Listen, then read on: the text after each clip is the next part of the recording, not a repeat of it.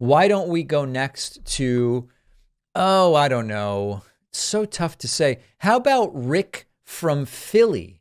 Rick from Philly, welcome to the program. What's on your mind today? Good morning, David. How are you? Doing well. Thank you for taking my call. I am a subscriber, paid subscriber, but I paid through YouTube, but I don't get all the benefits, so I think I'm going to switch to your website. I'll just Switch switch to to the that. website. That way YouTube doesn't take 30% and you get more Oh, I benefits. didn't know that. Everybody Okay. wins, Rick, please.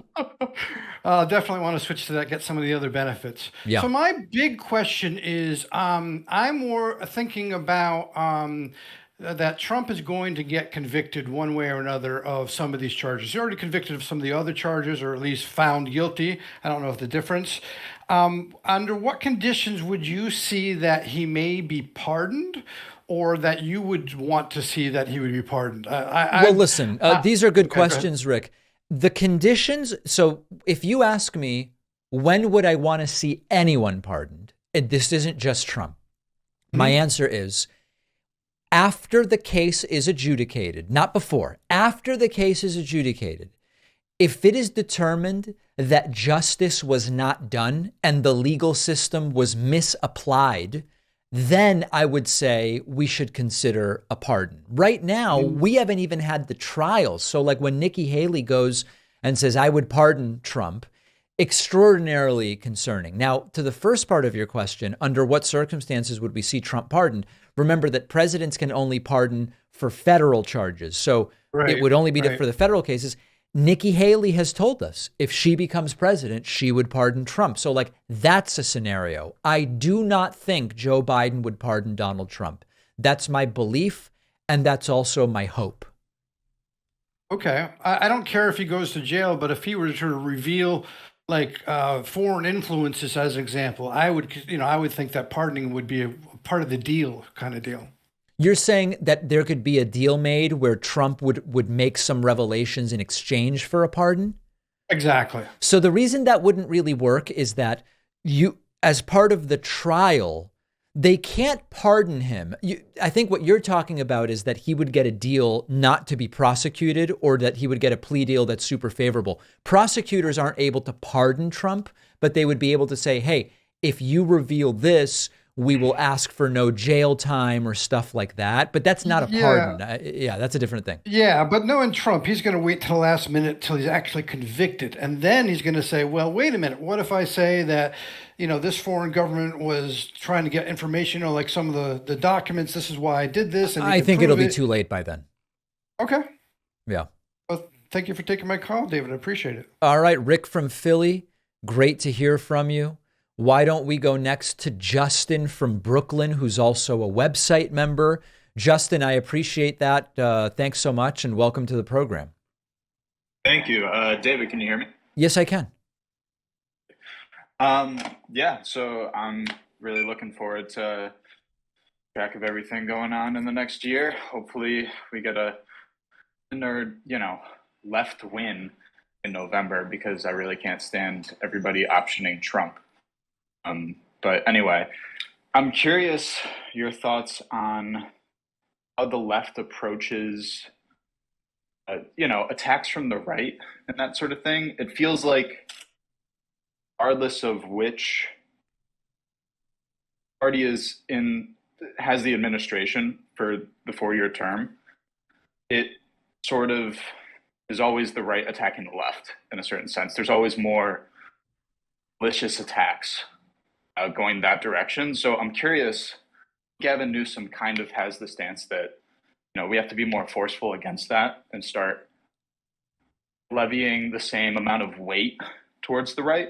Yeah. But I guess I'm just curious your thoughts on like what you might see coming down the pipeline in terms of a change of tone. Well, I don't want the left to start stooping to the level of the right, for example, by Right. hurling untrue allegations or things like that. Of One of course. the things the right Yeah. does in their criticisms is they say these socialists, these Marxists, these people who hate America, all of those things are untrue. So I don't want to start stooping to their level in that way. What I think Gavin Newsom does really well is he will be super clear about what the things Republicans say actually mean, right? So when they say we need to cut Medicare for whatever, or whatever. What we're talking about is making it so that seniors don't have money for procedures that they need. That's what it means if we were to do that. Maybe this isn't the best example, but so my point is, what I think we need to do on the left is to speak with significantly more moral clarity about the consequences if these people get their way, without stooping to their level in just lying and hurling untrue allegations. I think Newsom's good at doing it. I think Pete Buttigieg is good at doing it too. Yeah, I totally agree with you. And I'm not saying that we should match exactly what the right is doing. Of course, no. Yeah. It's completely unproductive and progressive to continue doing that. We don't want fake news out there. So yes, I think I more so meant what you were talking about exactly, how Gavin Newsom speaks very clearly. Buttigieg is a good example as well. I think I just mean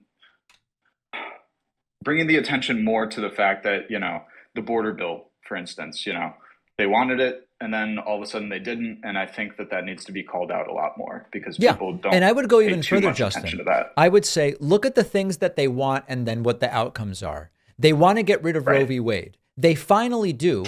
Most people wanted Roe v. Wade, and then they lose everything. So really, it was just a fundraising ploy. They say they want to do a border bill. When they finally get on the verge of doing it, they say, actually, we don't want it because we want to keep talking about how we need a border bill and leave this as a problem for Trump to fix. So it's completely vapid and it needs to be exposed.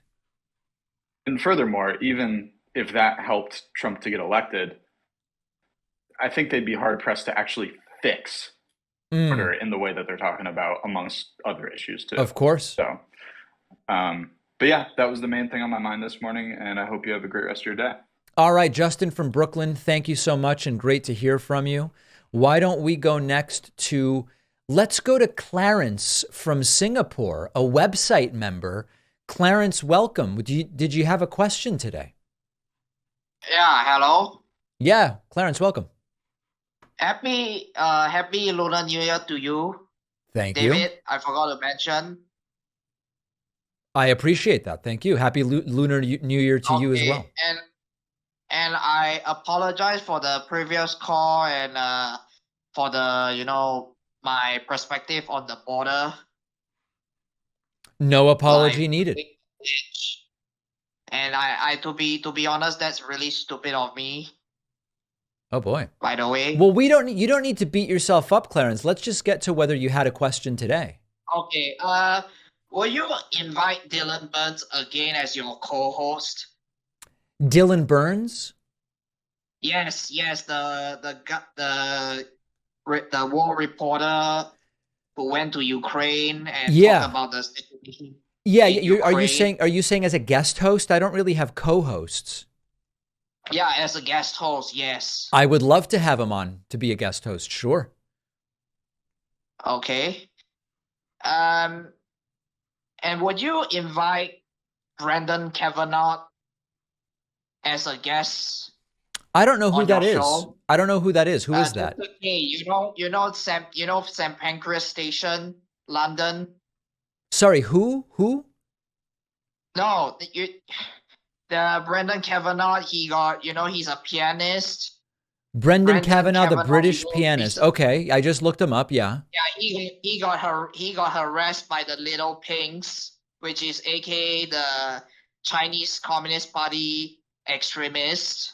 For doing what? The Chinese Communist Party extremists, aka the Little Pinks. Right, but why did they harass him? No, because they went to his live stream. He was playing piano, and then somehow they were being filmed. They thought they weren't being filmed on the live stream. Turns out they were being filmed because he was playing the piano on live stream on YouTube. Well, listen, Clarence, it sounds very interesting. I'm going to look into that. I don't know that it's exactly for our show. Yeah. Yeah, you should go and watch the video, by the way. Okay. You should go to watch Brendan Kavanaugh's live stream. Got it. Well, Clarence, let me Okay. research and I will follow up, okay? Okay, thanks. And by the way, thank you for calling you. Thank you Hello? for calling, Clarence. Thank you so much. Clarence from Singapore. We will no doubt hear from you again. Let's go next to Gerald from Miami. Gerald from Miami, welcome to the program. What's on your mind today? Gerald from Miami, please set your audio appropriately. And last chance for Gerald from Miami. Would be a real tragedy. And there goes Gerald from Miami. Let's go to Justin from Washington, D.C. Justin from Washington, D.C., welcome to the program. What's on your mind? Hello. Hi. Can you hear me? Yes. Hold on. 1 second. Okay. Sorry, I was making fresh squeezed juice. I was not expecting to be called on. Well, here we are. Okay. Long-time listener, huge fan. Thank you. First, a comment. Like a week or two ago, you mentioned like if you spoke about like foreign policy or the war in Israel, that your viewership would just fall off. Yeah. And when I was looking, I was looking through your videos and I was seeing the viewership. It's true. It's true. Like you get a lot of views on your interviews, on your domestic coverage, but you had a video the other day that was like, what would I do in the Israel-Gaza war? And it had like almost no views in comparison to some of those videos. Yep. No, that's absolutely true.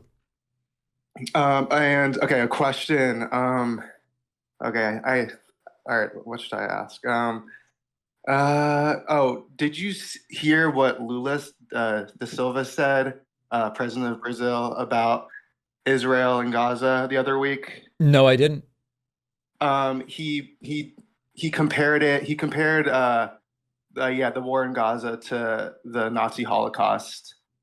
I mean, if you didn't see it, then I won't ask your comments on it. But you should check it out, and I'd be curious to hear what you think about it.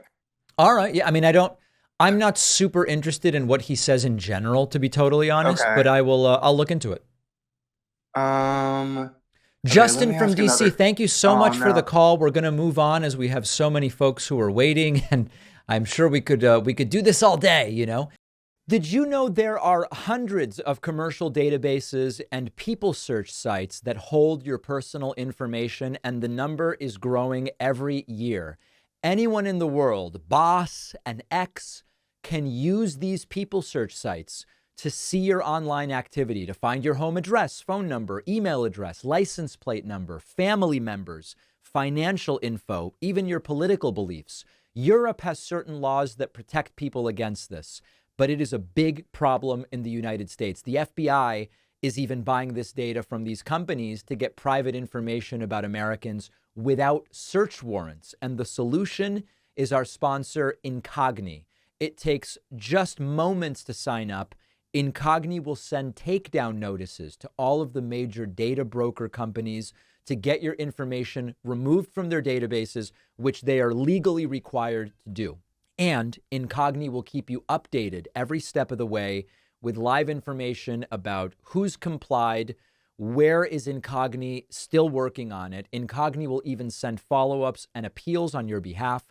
Go to incogni.com/Pacman. You'll get 60% off with the code Pacman. The link is down below.